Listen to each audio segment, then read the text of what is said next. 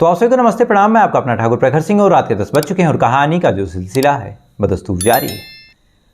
आमतौर पे अगर जोड़ा जाए तो लगभग 350 कहानियाँ मैंने आपको खुद सुनाई और अलग अलग चैनल हैं, अलग अलग प्लेटफॉर्म हैं, न्यूज़पेपर हैं।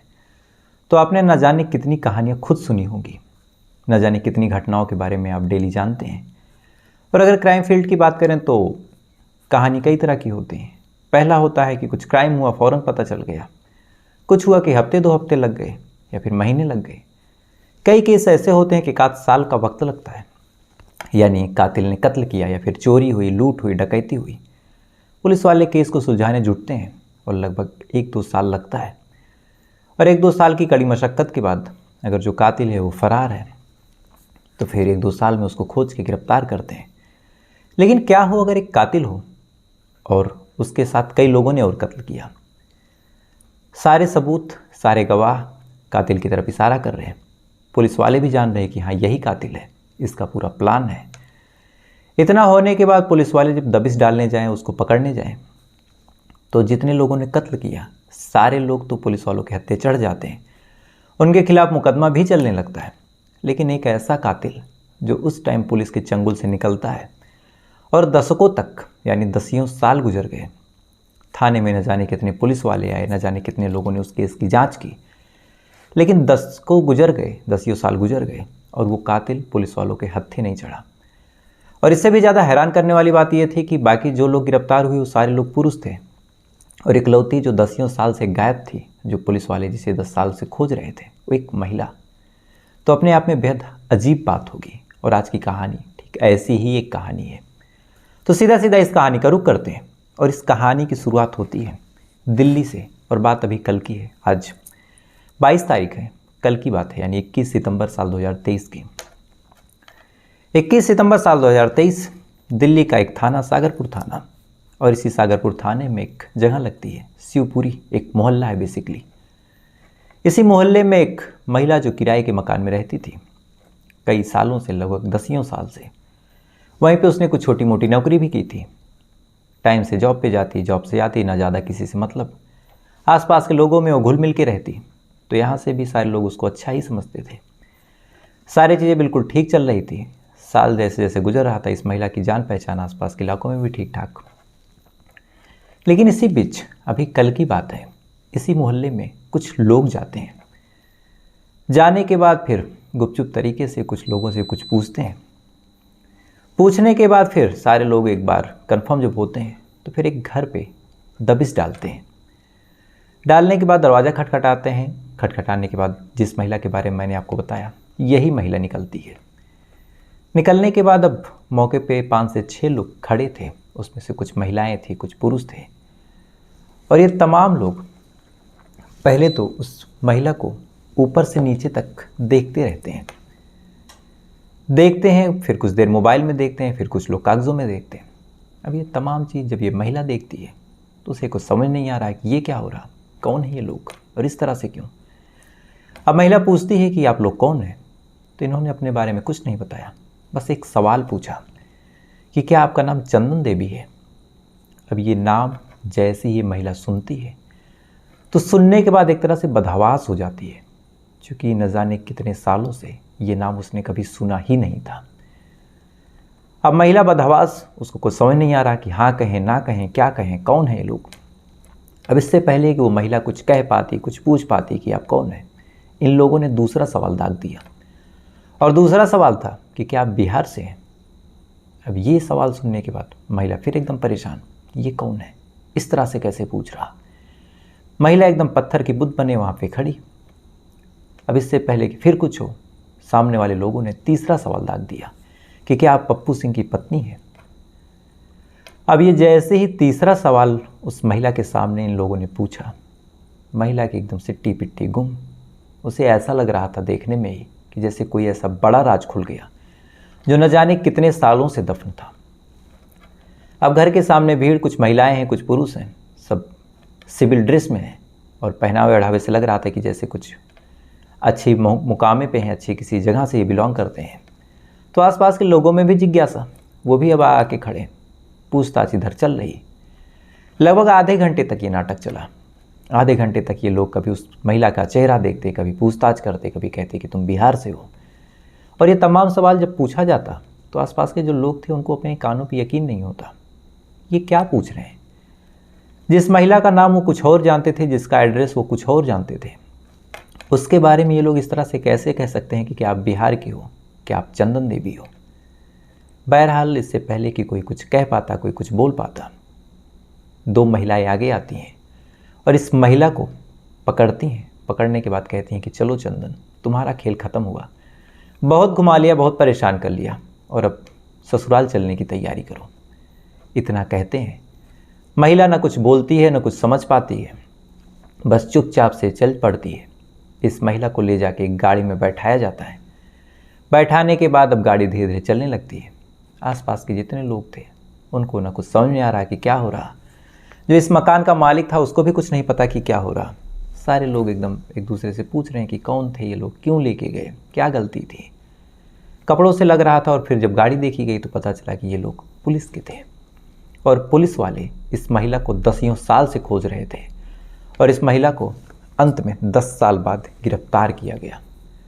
तो ये चीज़ें जब लोगों के सामने आई तो फिर अब लोग परेशान कि पूरी कहानी क्या थी, कौन सा ऐसा क्राइम, कौन सा ऐसा जुर्म इस महिला ने किया था जिस वजह से इसको गिरफ्तार किया गया।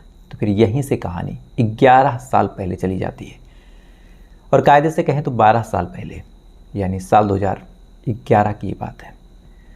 दरअसल साल 2011 में बिहार का एक ज़िला लगता है, नवादा ज़िला, और इसी नवादा ज़िले में एक गांव है धर्मपुरा, और इसी गांव में एक लड़की रहा करती थी। लड़की का नाम चंदन, देखने में बेहद खूबसूरत, पढ़ने लिखने में तो नहीं, लेकिन बात व्यवहार से, आसपास के लोगों से मिलने जुलने में, कामकाज में बेहद अच्छी, बेहद तेज तर्रार, बेहद फ्रैंक, धर्म कर्म करने वाली, पूजा पाठ करने वाली। गांव के जितने मंदिर थे सोमवार को वहाँ पे जाती, जाने के बाद पूजा पाठ करती, पूजा पाठ करने के बाद फिर सारी चीज़ें अपने घर पे आती, जैसे एक लड़की का जीवन होता उस हिसाब से ज़िंदगी गुजारती। लेकिन जब चंदन लगातार मंदिर पे जा रही थी तो इसी मंदिर पे एक पुजारी होता है जिसका नाम था संजय सिंह। जब लगातार चंदन इस मंदिर पे जाती और संजय उसको देखता, प्रसाद देता, पूजा पाठ में मदद करवाता, तो कुछ टाइम गुजरने के बाद कहीं ना कहीं अब संजय जो था इस चंदन के प्रति आकर्षित होने लगा।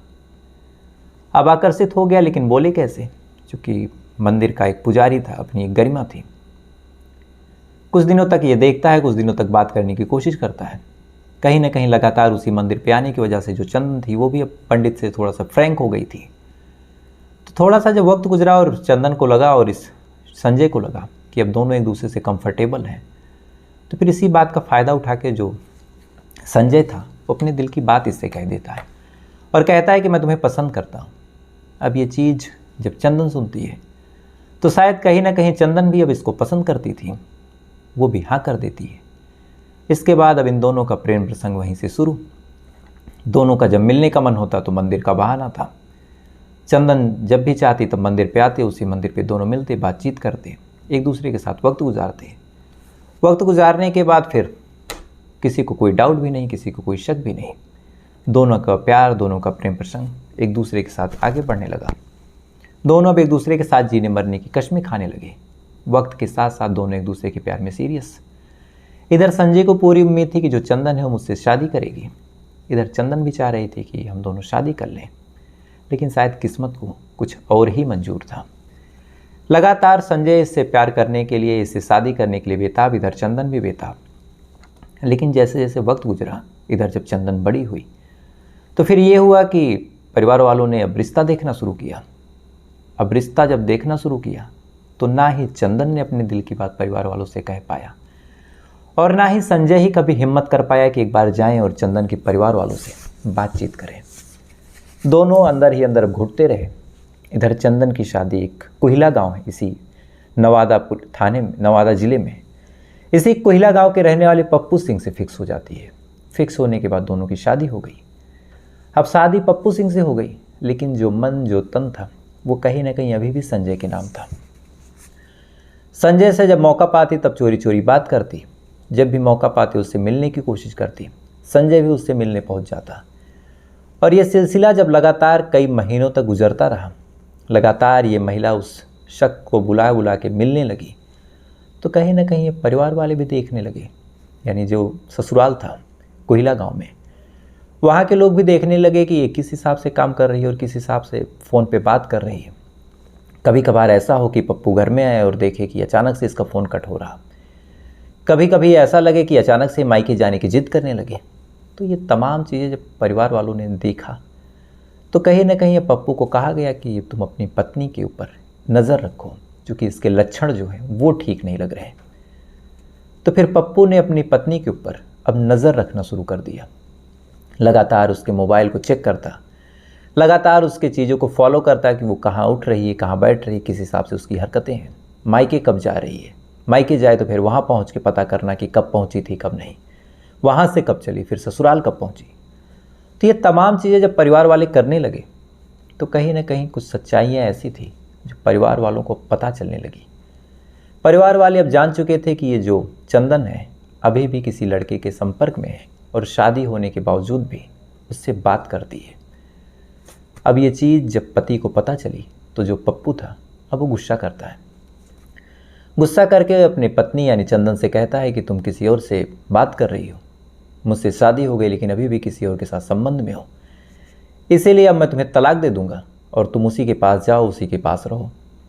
अब ये चीज़ जब चंदन सुनती है तो सुनने के बाद एक तरफ तो खुश होती है, लेकिन दूसरी तरफ अब मन में अजीब उलझन कि जिससे मेरी शादी हुई है इस तरह से मुझे तलाक दे देगा, तो तलाक देने के बाद फिर मेरे परिवार की, मेरे घर वालों की क्या इज्जत, क्या आबरू रह जाएगी।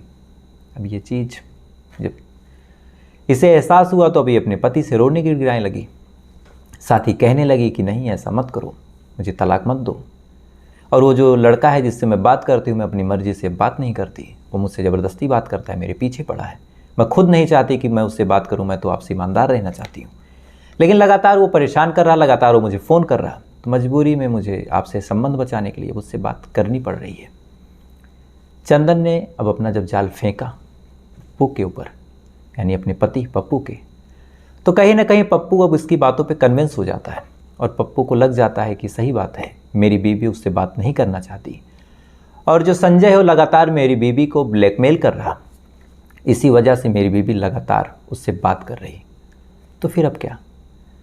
तो फिर जब ये चीज़ें परिवार वालों को लगने लगी कि जो बहू है वो इनोसेंट है, निर्दोष है और सारी गलती संजय की है, तो कहीं ना कहीं परिवार वालों का जो गुस्सा था अब संजय के ऊपर फूटने लगा, यानी संजय को इन्होंने एक तरह से विलन समझ लिया। अब जब गुस्सा लगी, साथ ही ये हुआ कि ये ब्लैकमेल कर रहा, तो फिर जहन में आया कि एक काम करते हैं, इसको अब इसके किए की सज़ा दे देते हैं। तो फिर कैसे दें? तो फिर इसके लिए इन्होंने एक बड़ा खौफनाक प्लान बनाया और इस प्लान में चंदन को भी शामिल किया और प्लान था कि तू फ़ोन करके उसको बुलाओगी और हम लोग उसको मार के फेंक देंगे। प्लान बना। प्लान बनने के साथ साथ फिर चंदन फ़ोन करती है, संजय से कहती है कि मेरे घर पे कोई नहीं, आ जाओ। अब ये चीज़ जब संजय सुनता है तो उसकी खुशी का कोई ठिकाना नहीं कि चलो शादी होने के बावजूद भी मुझसे इतना प्यार कि मुझे बुला रही है। चंदन भागा भागा, चंदन के कहने पे जो संजय था वो भागा भागा पहुंचा। रात का वक्त घर के अंदर दाखिल हुआ और इत्तेफाक देखिए कि जब ये जाता है तो अपने साथ अपने एक शिष्य को भी लेके जाता है, इस उम्मीद में कि अगर मैं घर के अंदर रहूं तो तुम घर के बाहर एक तरह से पहरा देना, कोई आए तो मुझे इन्फॉर्म कर देना, इत्तला कर देना, ताकि मैं भाग सकूं मौके से। अपने एक चेले को लेके और खुद संजय रात के 8 बजे पहुंच जाता है कोहिला गांव पप्पू सिंह के घर। घर के अंदर दाखिल होता है और इससे पहले कि वो चंदन से कुछ कहता, बातचीत शुरू होती, चंदन उसको एक आंगन में लेके जाती है, दरवाजे को बंद करती है और जैसे ही दरवाज़ा बंद होता है तो आंगन के अंदर संजय और उसका चेला दोनों खड़े और फिर अचानक से घर के अंदर से 8 लोग निकलते हैं। निकलने के बाद कहते हैं कि बहुत तुमने परेशान किया, अब तुम्हारा खेला ख़त्म।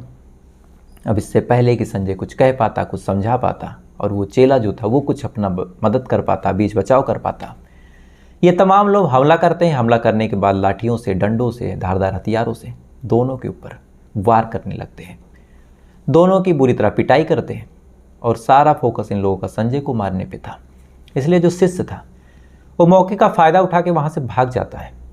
भागने के बाद फिर गांव से निकलता है, लेकिन संजय वहाँ फंस चुका था। ये लोग पूरी रात संजय को पीटते हैं और तब तक पीटते हैं जब तक संजय मर नहीं जाता। अब इनका प्लान तो था कि पीट देंगे, लेकिन ये तो मर गया, तो अब क्या करें? तो फिर इन्होंने प्लान करना शुरू किया। प्लान करने के साथ साथ अब एक रस्सी मंगाई, रस्सी में संजय के गले को फंसाया, उसके बाद लटका दिया ताकि देखने में अब सुसाइड का मामला लगे। रात बीत गई, सुबह हो गई। इधर जो शिष्य था वो भाग के गांव में पहुंचा, डरा हुआ था, किसी से कुछ कह भी नहीं रहा था। लेकिन अब जब संजय की खोजबीन शुरू हुई तो शुरू होने के बाद फिर इससे भी पूछा गया कि कहाँ गए, तो डरते डराते इसने पूरी कहानी बताई। फौरन मामला पुलिस में गया। पुलिस में जब मामला गया तो पुलिस मौके पे आती है। आने के बाद अब सारे गवाह, सारे सबूत और ये शिष्य जो खुद मार खाया था, ये सारे चीज़ें अब कहीं ना कहीं पप्पू और इस चंदन और बाकी पूरे परिवार के खिलाफ थी। लिहाजा पुलिस वाले अब इन लोगों की गिरफ्तारी के लिए वारंट जारी करते हैं और घर पे दबिश डाल के गिरफ्तारी का पूरा कार्यक्रम शुरू करते हैं। इस गिरफ्तारी में पप्पू गिरफ्तार हो गया, बाकी परिवार के लोग गिरफ्तार हो गए। लेकिन जैसे ही चंदन को पता चला कि पुलिस वाले आ रहे हैं गिरफ्तार करने, तो चंदन घर छोड़ के भाग जाती है। अब 8 लोग पुलिस वालों की हिरासत में। ये पूरी कहानी 29 जुलाई साल 2012 की है। तो लगभग 30 जुलाई साल 2012 को 8 लोग पुलिस वालों के हत्थे चढ़ गए, लेकिन चंदन गायब। इधर पुलिस वाले इन 8 के खिलाफ सबूत जुटा रहे हैं, चार्जशीट फाइल कर रहे हैं। इधर एक दूसरी टीम जो चंदन को खोज रही, लेकिन चंदन का कुछ पता नहीं। 8 लोग पुरुष थे, चंदन महिला। तो पुलिस वाले थोड़ा सा इग्नोर भी कर जाते हैं कि चलो 8 लोग हैं, इन्हीं के खिलाफ सबूत इकट्ठा करेंगे, इनको जेल भिजवा देंगे। चंदन कहाँ जाएगी, पुलिस वालों के हत्थे चढ़ जाएगी। शुरुआत में ये लगा कि किसी रिश्तेदार के यहाँ न गई हो, तो पुलिस वालों ने अब रिश्तेदारों के यहाँ जांच पड़ताल शुरू की। जितने रिलेटिव थे उनके घर दबिश भी डालती है। डालने के बाद फिर अलग अलग जगहों से पूछताछ करती है, लेकिन कहीं से भी चंदन का कुछ पता नहीं चलता। महीने गुजर गए। चंदन की खोजबीन परिवार वाले और पुलिस वाले जारी रखते हैं, लेकिन अभी भी चंदन का कहीं कुछ पता नहीं चला। देखते देखते साल गुजर गए और चंदन अभी भी पुलिस वालों के चंगुल से दूर। इधर पुलिस वाले भी अब चंदन जब धीरे धीरे पता चला कि कहीं से कुछ पता नहीं चल रहा, तो चंदन का पीछा भी पुलिस वाले अब धीरे धीरे छोड़ देते हैं। साथ ही अब इन 8 के खिलाफ ही चार्जशीट वगैरह फाइल करके इनके खिलाफ कोर्ट में चले जाते हैं। चंदन कहाँ है, किसी को कुछ खबर नहीं। साल दर साल गुजरते रहे। जो मामला है फाइलों में धूल फांकता रहा। वक्त गुजरता चला गया। साल 2012 से 2020 आ गया, 20 से 22 आ गया और अंत में साल 2023 आ गया। और जैसे ही साल 2023 आता है, अचानक से इस केस की जो धूलें थी वो उड़नी शुरू हो गई। दरअसल अकबरपुर थाना, जहां ये पूरा मुकदमा दर्ज हुआ था, वहां के जो थानाध्यक्ष थे अजय कुमार, जब उन्हें पता चला कि एक ऐसा मामला है जो इतने सालों से एक महिला गायब है और हम लोग उसको खोज नहीं पाए, तो उन्होंने फिर इस केस को बड़ा चैलेंजिंग ले लिया। उनके जहन में आया कि काम करते हैं, फिर से खोजबीन शुरू करते हैं। साथ ही सारी फाइल मंगाई कि 10 सालों में 11 सालों में कितनी खोजबीन हुई। तो पूरी फाइल पढ़ने के बाद, सारी चीज़ों को चेक करने के बाद फिर उनके दिमाग में आया कि इतना वक्त गुजर गया, अगर हम लोग रिलैक्स हो गए हैं तो हो सकता है कि जो चंदन है वो भी जहाँ हो रिलैक्स हो गई हो। और इतने साल हो गए, परिवार वालों से कोई कांटेक्ट नहीं, तो क्या पता आप कांटेक्ट कर रही हो और हमें पता ना हो। तो एक तो ये कि चंदन अब रिलैक्स हो गई होगी, और दूसरा ये कि शायद अब परिवार वालों से कांटेक्ट कर रही हो। इसीलिए अब अजय सिंह के कहने पर, अजय कुमार जी के, जो चंदन और उसके परिवार वाले थे, उनके मोबाइल के जितने नए नए नंबर थे, जो भी रिलेटिव थे, सबके नंबर को, सबके लोकेशन को साल 2023 की शुरुआत से ही अब सर्विलांस पे लगा दिया गया कि किसका फ़ोन आता है, कहाँ से फ़ोन आता है। कोई महिला ऐसी है जो आती है। साथ ही चंदन का जो फ़ोटो था वो भी एक तरह से आसपास के इलाकों में मुखबिरों को भेजा गया कि क्या ये महिला आती है कि नहीं। तो ये तमाम चीज़ें जब की गई और साथ ही साइबर सेल और बाकी लोगों की मदद ली गई, तो कुछ मुखबिरों के द्वारा और कुछ लोगों के द्वारा, कुछ टेक्निकल टीम के द्वारा इन्फॉर्मेशन साल 2023 के इसी सितंबर महीने में मिली कि ये जो महिला है ये दिल्ली के शिवपुरी मोहल्ले में छुपी हुई है। अब ये चीज़ जैसे ही पुलिस वालों को पता चली, फ़ौरन एक जॉइंट ऑपरेशन चलाया गया। इस जॉइंट ऑपरेशन में दिल्ली पुलिस की मदद ली गई। साथ ही सारे कागज़ और इस महिला की फ़ोटो लेके वहाँ पे जाते हैं, लेकिन कसमोकस से कि पता नहीं ये महिला वही है या नहीं, क्योंकि 11 सालों में शक्ल न जाने कितनी बदल गई होगी। जो महिला जवान थी वो महिला आज अधेड़ हो गई होगी। जिसके बाल काले थे उसके बाल अब सफ़ेद, जिसका चेहरा चमक रहा था उसके चेहरे पे झुर्रियाँ। इसलिए जब पुलिस वाले जाते हैं, साथ ही क्राइम ब्रांच की टीम वहाँ पे पहुँचती है, तो पहुँचने के बाद पहले 15-20 मिनट तक बाकायदा निहारा जाता है कि वही है, शक्ल मैच कर रही है नहीं, बॉडी लैंग्वेज मैच कर रही है नहीं। साथ ही घुमा घुमा के कंफर्म किया जाता है कि वही महिला है या नहीं, क्या ये चंदन देवी है या नहीं। और अंत में जब आधे घंटे की मशक्क़त के बाद ये कंफर्म हो गया कि ये चंदन देवी ही है, तो फिर फाइनली इसको गिरफ्तार किया गया। और 11 सालों बाद इस मामले में फाइनल चार्जशीट अब लगाई जाएगी। फिलहाल अभी तक ये लोग बिहार पहुँचे नहीं हैं, जहाँ का ये मामला है। अभी ये लोग दिल्ली से चले हैं। आज अभी शाम तक हो सकता है इस टाइम पहुँच गए हों। उसके बाद अब बयान वगैरह दर्ज होगा, फिर जो ना होगा होगा। तो अजीब सी ये कहानी थी कि कत्ल हुआ, महिला ने खुद बुलाया। बुलाने के बाद जितने पुरुष थे वो हत्थे चढ़ गए, लेकिन जो मास्टरमाइंड थी वो अभी तक गायब थी। न जाने कितने पुलिस वाले आए, न जाने कितने थाने में चेंजेस हुए, न जाने कितने ऐसे मिशन चलाए गए, लेकिन इस महिला का कुछ पता नहीं चला। और अंत में आज 11 सालों बाद ये महिला गिरफ्तार हो रही है और अब इसके ऊपर चार्जशीट बनाई जाएगी और अब ये कोर्ट में जाएगी और जो सज़ा होनी होगी। तो अजीब सी ये कहानी थी। तो फिलहाल ये थी पूरी कहानी। अब आपसे कल फिर मुलाकात होगी किसी दूसरी कहानी के साथ। तब तक अच्छे रहिएगा, खुश रहिएगा, अपना ख्याल रखिएगा, अपने देश का ख्याल रखिएगा। जय हिंद, वंदे मातरम।